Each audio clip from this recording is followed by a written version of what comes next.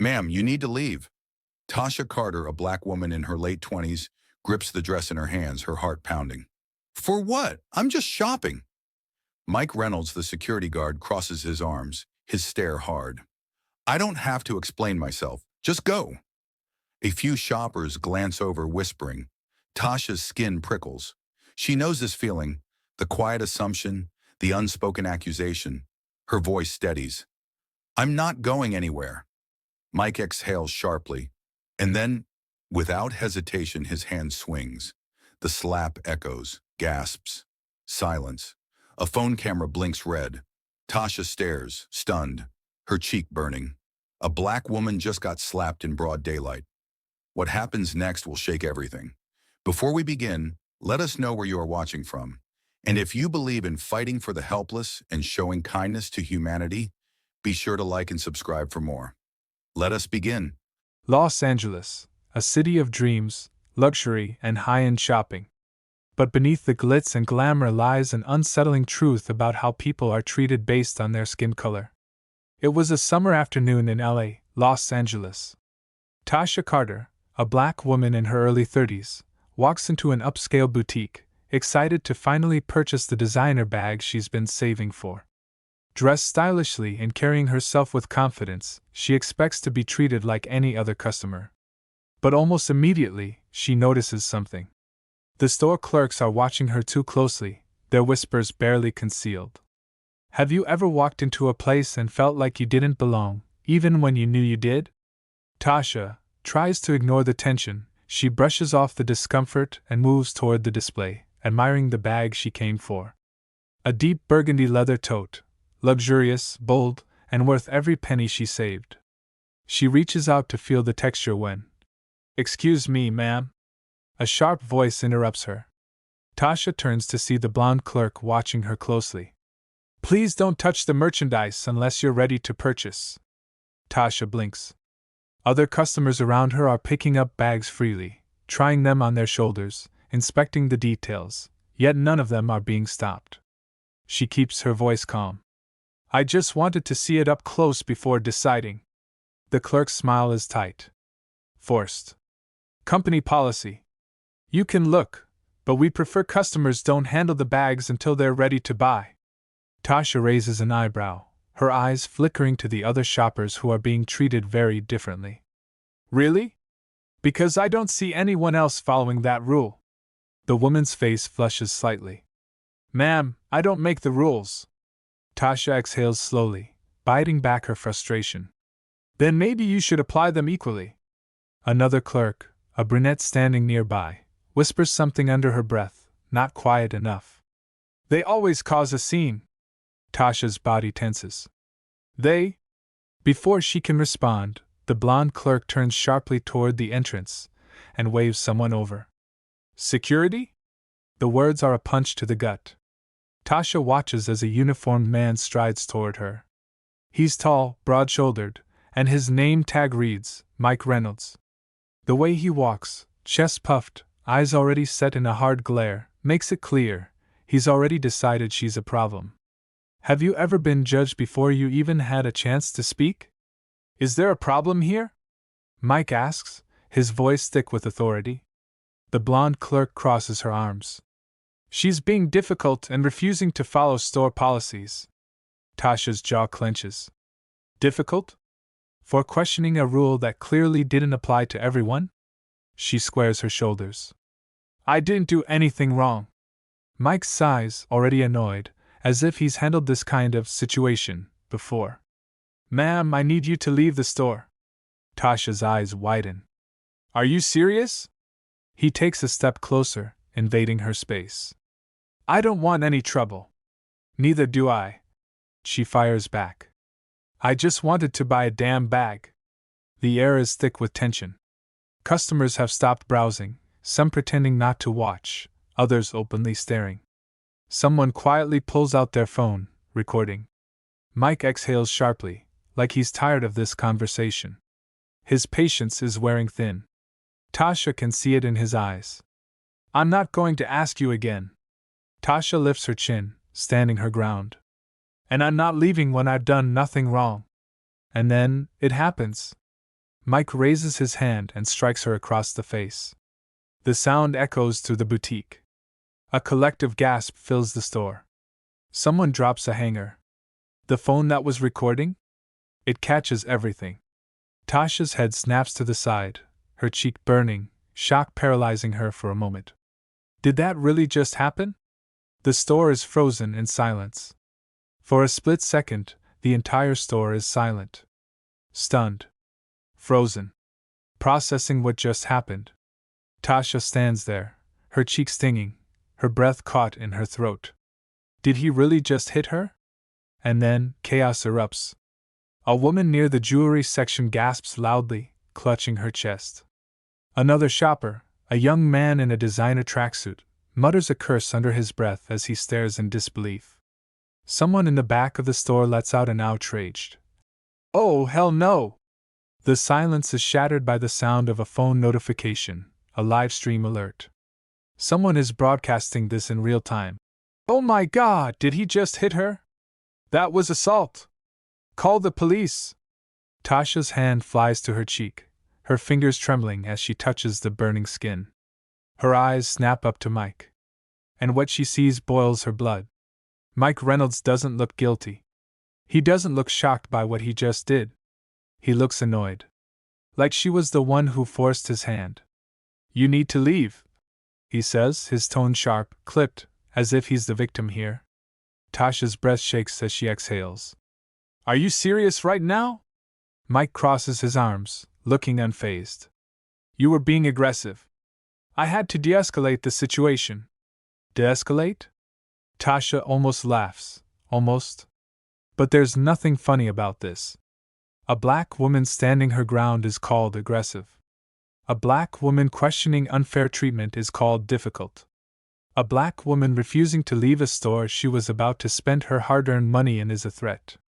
And now, she's been slapped in the face for it. Would this have happened if she wasn't black? The store manager rushes over, panic in her eyes. Not concerned for Tasha, concerned for the store's reputation. "Mike! You can't just..." But before she can finish, another voice cuts through the tension. "I got that all on video." All heads turn toward the young woman holding up her phone. She's still recording, and she's not the only one. Several shoppers have their phones out, their cameras trained on Mike, on Tasha, on the store employees who are now visibly panicked. The store manager forces a smile, trying to salvage the situation. "Ma'am, let's talk about this privately." But Tasha doesn't move. Her voice is steady, but her rage simmers beneath the surface. "You want to talk privately now?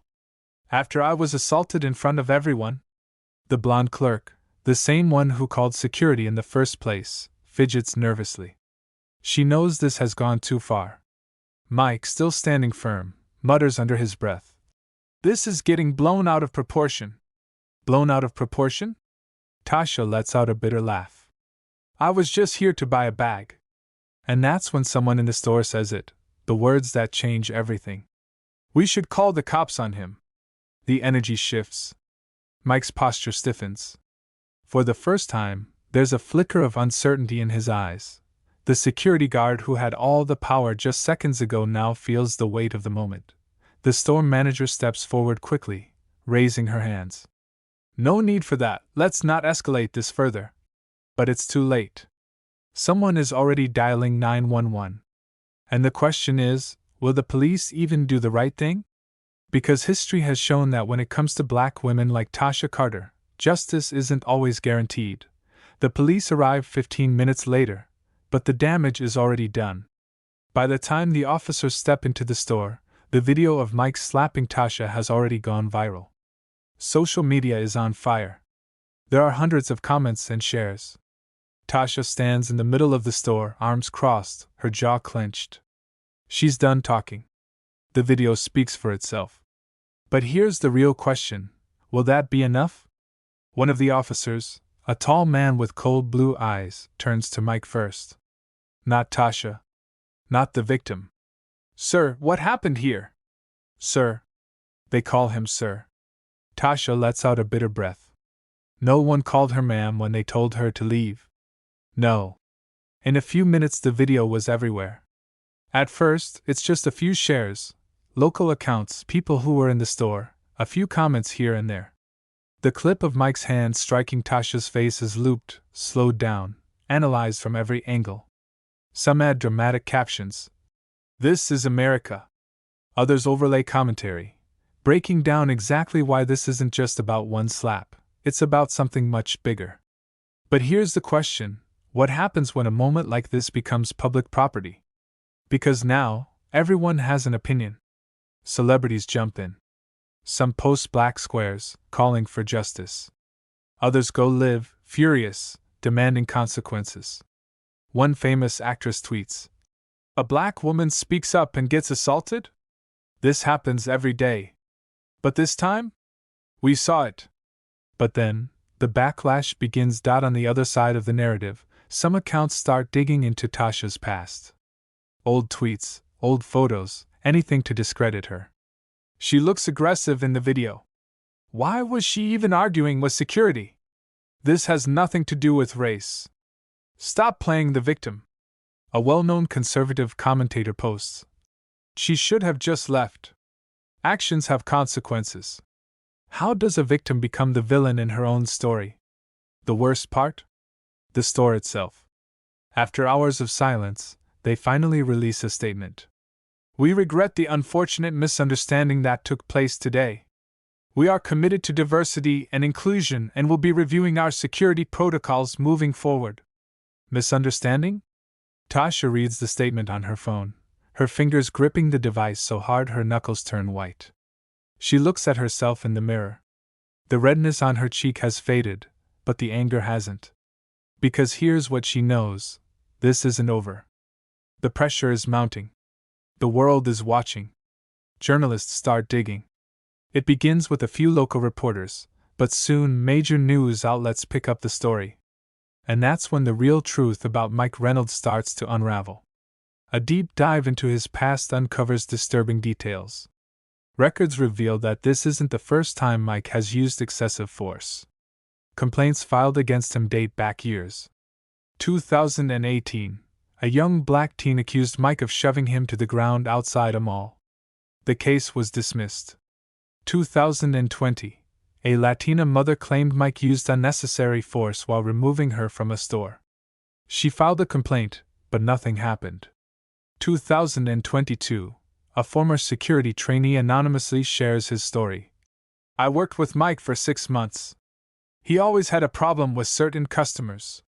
He'd follow black shoppers around for no reason, accuse them of stealing.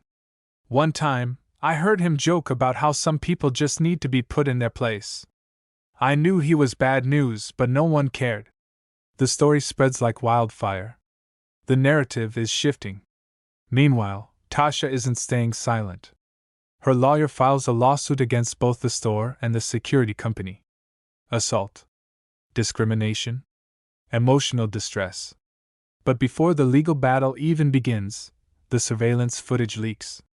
And what it shows changes everything. Tasha was never aggressive.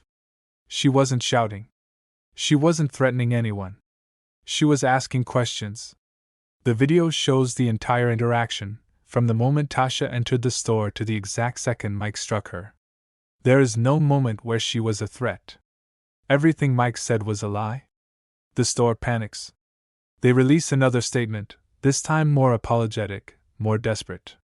"We deeply regret the actions of our security personnel and are taking immediate steps to review our policies." The security company terminates Mike Reynolds. But for many, it's too little, too late. Because this was never just about one slap. It's about what it represents. And now, the question remains, will justice truly be served? The anger spills into the streets. By the next afternoon, hundreds gather outside the store, their voices rising in unison. "Justice for Tasha. No more violence. Black women deserve respect." Handmade signs are held high, some with Tasha's face, others with bold messages. "Protect black women," and "Enough is enough." News cameras are everywhere. Reporters stand at the edge of the crowd, describing the tension, the frustration, the demand for accountability. The store has shut its doors, its windows boarded up. The company has released yet another apology, but no one is buying it anymore. Because here's the question: when does an apology become meaningless? As the protests grow and the backlash intensifies, one person is nowhere to be found: Mike Reynolds. Journalists try to track him down. No one answers the door at his apartment. His social media? Deleted. His employer? Refuses to comment. Where is he? Hiding? Or just waiting for the storm to pass? The pressure on the authorities mounts. People are demanding action. The storm is no longer just a ripple, it's a tsunami. The store, already reeling from the protests and public outcry, fires Mike Reynolds. But that's not enough. The crowd demands more. They want criminal charges. This isn't just about a job, it's about justice. And now, the question is, will firing Mike really make a difference, or is there more to this fight? By the end of the week, the district attorney announces that an official investigation will be launched into the incident. The city, still simmering with anger, breathes a collective sigh of relief. But it's clear, this investigation isn't just for show. The pressure is on to hold someone accountable. The news stations broadcast the announcement, and people at home wait in suspense. Will Mike face criminal charges for what happened? And then, the announcement everyone's been waiting for: a grand jury is called to review the case. The public watches closely, their hopes rising as the legal process begins to unfold. A few days later, in a quiet, tense moment, Mike is arrested on charges of assault and battery. He's taken in, cuffed, and led away by officers, his face blank, offering no explanation. Amidst the chaos, Tasha stands before the cameras, her eyes red, but her voice steady. She's been through it all. And now she speaks, her words cutting through the noise. This isn't just about me. This is about every black woman who has been disrespected and silenced. Every woman who's been told to be quiet, who's been told she doesn't matter. This is about us standing up and being heard. The crowd behind her erupts in cheers, shouts of agreement, tears, and applause. The city seems to hold its breath, as though the weight of her words has shifted something fundamental. But still, the question lingers: is this really justice? Mike's arrest is just the beginning of something much larger. The investigation continues, but now, it feels like there's a real chance for justice, not just for Tasha, but for every woman who has been wronged and ignored. The trial begins with the eyes of the nation watching. News stations air every detail. Mike, once the face of a store security team, is now sitting in a courtroom, facing charges of assault and battery, with Tasha sitting in the front row, watching as the man who struck her finally has to answer for his actions.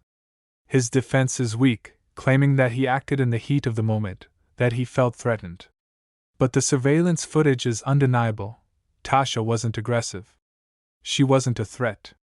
Her lawyer, eloquent and fierce, breaks down the case, reminding the court that Mike's past behavior wasn't an isolated incident. His history of racial bias and excessive force is now a critical part of the trial.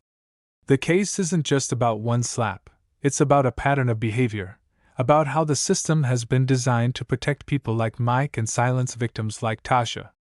As the jury deliberates, the tension in the courtroom is palpable. Everyone knows what's at stake, and no one can predict how it will end. And then, the moment arrives. The jury returns, their faces serious. The verdict is read aloud: guilty. For the first time, Mike faces real consequences for his actions. He is convicted on charges of assault and battery, and the court sentences him to a lengthy prison term. Outside the courthouse, Tasha steps into the light, her face a mixture of relief and determination. The crowd erupts, chanting her name, chanting for justice. The protests may have slowed, but her victory isn't just her own, it's for every person who's been overlooked, mistreated, or silenced.